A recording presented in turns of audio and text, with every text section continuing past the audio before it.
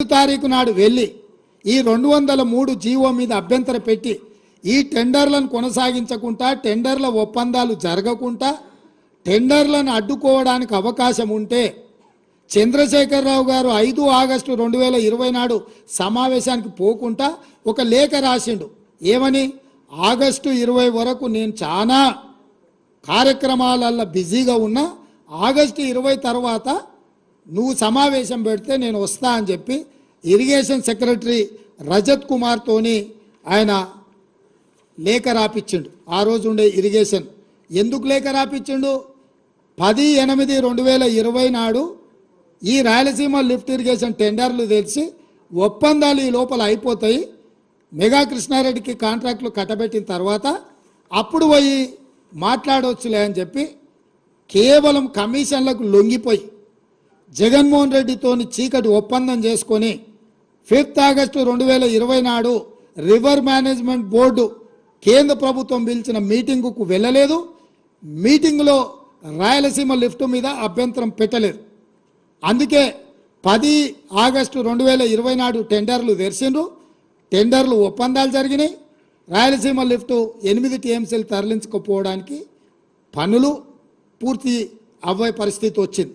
Rayalaseema lift ఈరోజు అక్కడ పునాది రాయబడి పూర్తి కావడానికి కేసీఆర్ ధనదాహము, కేసీఆర్ ఈ రాయలసీమ లిఫ్ట్ నుంచి కృష్ణానది జలాలను తరలించకపోవడానికి ఇదొక కుట్ర జరిగింది.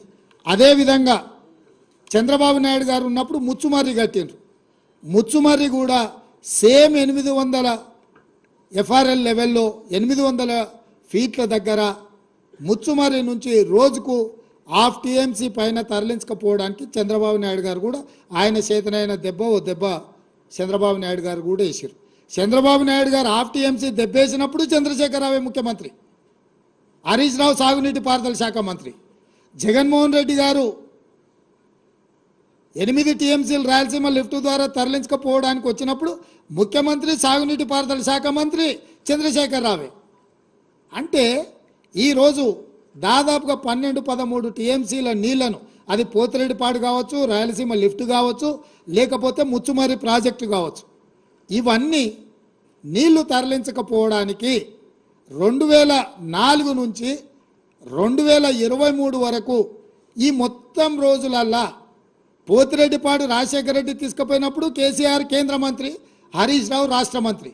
2014 తర్వాత జరిగిన ముచ్చుమర్రి కావచ్చు, రాయలసీమ లిఫ్ట్ కావచ్చు, ఈ ప్రాజెక్టులను అన్నిటినీ మొదలుపెట్టింది, పూర్తి చేసింది, కృష్ణానది జలాలను తరలించకపోయింది చంద్రశేఖరరావు అధికారంలో ఉన్నప్పుడే, ముఖ్యమంత్రిగా ఉన్నప్పుడే ఈ మొత్తం తతంగం అంతా జరిగింది.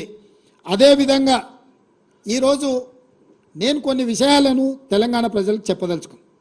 కృష్ణానది జలాలు కర్ణాటక రాష్ట్రం నుంచి కృష్ణా బచావ్ ట్రిబ్యునల్ కేటాయించిన నీళ్లు మహారాష్ట్ర, కర్ణాటక, ఉమ్మడి ఆంధ్రప్రదేశ్ కేటాయించారు. తెలంగాణ రాష్ట్రానికి జూరాల ద్వారా మహబూబ్నగర్ జిల్లాలో కృష్ణానది జలాలు వస్తాయి. అదేవిధంగా తుంగా అండ్ భద్ర కర్ణాటక రాష్ట్రం నుంచి తెలంగాణ రాష్ట్రంలో ఎంటర్ అయ్యి సుంకేజ్ల దగ్గర మహబూబ్నగర్ జిల్లా అలంపూర్లోకి వస్తాయి, రాయలసీమ బార్డర్లో కర్నూలు.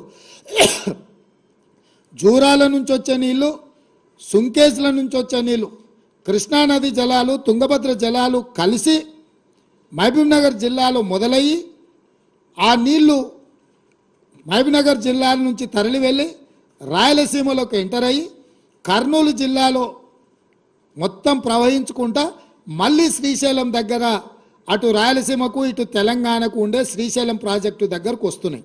అంటే మహబూబ్నగర్ జిల్లాలో ప్రయాణమైన కృష్ణానది జలాలు, తుంగభద్ర జలాలు ఇక్కడ మొదలయ్యి ఇక్కడ నుంచి కంప్లీట్గా రాయలసీమకి వెళ్ళి రాయలసీమ నుంచి మళ్ళీ శ్రీశైలం దగ్గర అటు రాయలసీమ ఇటు తెలంగాణ సరిహద్దుల్లో శ్రీశైలం ప్రాజెక్టు దగ్గరకు వస్తున్నాయి.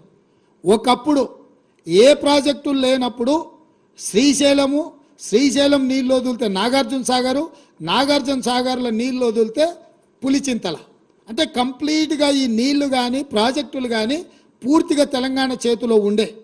అప్పుడు కృష్ణానది జలాలు ప్రాజెక్టుల నిర్మాణం కానీ నిర్వహణ కానీ ఏదైనా ఉంటే తెలంగాణ చేతిలో కొంచెం పెత్తనం ఉండే, అవసరం అనుకుంటే మన నీళ్లు మనం తీసుకున్నాక రాయలసీమకో లేకపోతే ఆంధ్రాకో ఆంధ్రప్రదేశ్కో విడుదల చేయడానికి అవకాశం ఉండే.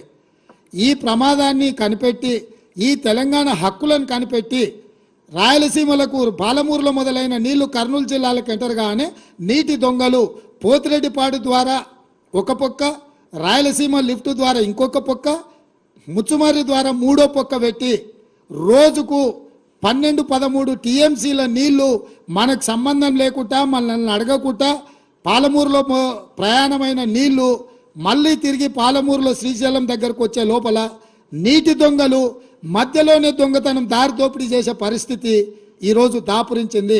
ఈ దారు దోపిడీ, జల దోపిడీ జరగడానికి కారణం కల్వకుంట్ల చంద్రశేఖరరావు. ఈ కల్వకుంట్ల చంద్రశేఖరరావు అటు చంద్రబాబు నాయుడుతో, అంతకంటే ముందు రాజశేఖర రెడ్డితో, ఆ తర్వాత జగన్మోహన్ రెడ్డితో ఒత్తిడికి లొంగియో, పదవులకు లొంగిపోయో, లేకపోతే కాంట్రాక్టర్లు ఇచ్చే కమిషన్లకు లొంగిపోవడంతో ఈరోజు తెలంగాణకు తీరని అన్యాయము.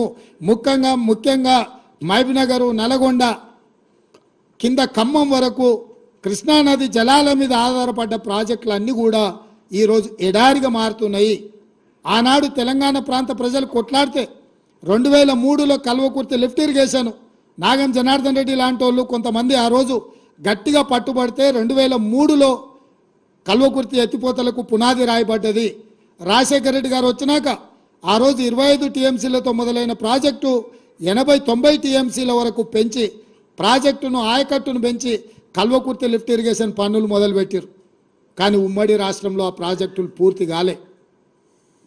పాలమూరు జిల్లా ప్రజలు, నల్గొండ జిల్లా ప్రజలు కొట్లాడితే కల్వకుర్తి ప్రాజెక్టు ఎత్తిపోతల మీద, మిగులు జలాల మీద, వరద జలాల మీద మీరు నిర్మిస్తున్నారు, మాకు మిగులు జలాల మీదనో లేకపోతే నికర జలాల మీదనో ప్రాజెక్టులు కావాలని మళ్ళీ కొట్లాడితే ఆనాడు డీకేఆర్, చిన్నారెడ్డి, ఉత్తమ్ కుమార్ రెడ్డి, కోమటిరెడ్డి వీళ్ళందరూ పట్టుబట్టి కొట్లాడితే ఆ రోజు ఎస్ఎల్బిసి టన్నెల్ ప్రాజెక్టును 2006-07లో రాజశేఖర రెడ్డి గారు మంజూరు చేసిండ్రు. దాదాపుగా పర్ డే టన్నెల్ ద్వారా లిఫ్టులు లేకుండా పర్ డే ఆఫ్ టీఎంసీ తరలించే ఎస్ఎల్బిసి ప్రాజెక్టును ఆ రోజు రాజశేఖర రెడ్డి గారు ముఖ్యమంత్రిగా ఉన్నప్పుడు జలయజ్ఞంలో భాగంగా తెలంగాణకి ఇచ్చిండ్రు. 3,60,000 ఎకరాలకు నీళ్ళు ఇవ్వడానికి అవకాశం ఉండే ఎస్ఎల్బిసి ఉమ్మడి రాష్ట్రంలో 42 కిలోమీటర్లు టన్నెల్ను తవ్వడానికి టీపీఎం మిషన్లతో పనులు మొదలు పెడితే తెలంగాణ రాష్ట్రం వచ్చే సమయానికి 30 కిలోమీటర్లు పూర్తి చేసిండ్రు. 8 ఏళ్లలో వాళ్ళు 30 కిలోమీటర్లు టన్నెల్ కొట్టి శ్రీశైలంలో టైగర్ రిజర్వ్ ఫారెస్ట్ అనుమతులను తెచ్చుకోవడం కష్టమని టన్నెల్ బోర్ మిషన్ ద్వారా ఆ రోజు పనులు మొదలుపెట్టారు. సరిగ్గా 10 కిలోమీటర్లు పెండింగ్ ఉన్న టన్నెల్ ప్రాజెక్టును ఎస్ఎల్బిసిని కేసీఆర్కి అప్పచెప్తే ఈ 10 ఏళ్లలో ఆయన టన్నెల్ బోర్ మిషన్తోని టన్నెల్ కొట్టింది ఎంత అంటే 1 కిలోమీటర్, ఒకే 1 కిలోమీటర్. ఇంకా 9 కిలోమీటర్లు ఎస్ఎల్బిసి పూర్తి కాక ఆడ ప్రాజెక్ట్ ఏడుస్తున్నది. ఆ ఎస్ఎల్బిసి ప్రాజెక్టు పూర్తి చేసి ఉంటే నల్గొండ జిల్లాలో గ్రావిటీ ద్వారా దాదాపుగా 3,50,000 ఎకరాలకు నీళ్ళు ఇవ్వడానికి, రిజర్వాయర్లు నింపుకోవడానికి అవకాశం ఉండే. తెలంగాణ వచ్చిన అదే నిర్లక్ష్యం, అదేవిధంగా తెలంగాణకు అన్యాయం చేసిన ఎస్ఎల్బిసి ప్రాజెక్టును పూర్తి చేయలేదు. ఇవాళ మళ్ళీ మేము వచ్చిన తర్వాత మొన్న ఉత్తమ్ కుమార్ రెడ్డి గారి నేతృత్వంలో ఎస్ఎల్బిసి ప్రాజెక్టును ఎట్లా పూర్తి చేయాలి త్వరితగతిన.